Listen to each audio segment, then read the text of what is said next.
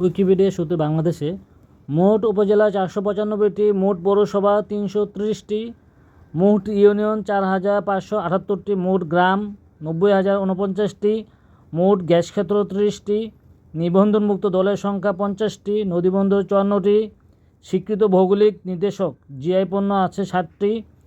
বাংলাদেশে 2024 সালে সর্বোচ্চ বিনিয়োগ করে যুক্তরাজ্য।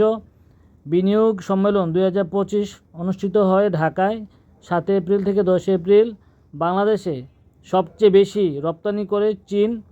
বাংলাদেশ তৈরি পোশাক সবচেয়ে বেশি রপ্তানি করে যুক্তরাষ্ট্রে। বাংলাদেশে স্বীকৃত যে ভৌগোলিক নির্দেশক জিআই পণ্য রয়েছে তার মধ্যে উল্লেখযোগ্য হচ্ছে জামদানি শাড়ি, রসমলাই, শীতলপাটি, রাজশাহীর আম, বগুড়ার দই, মুক্তাগাছার মান্ডা সহ গাজীপুরের কাঁঠাল ও কুমিল্লার রসমলাই অন্যতম।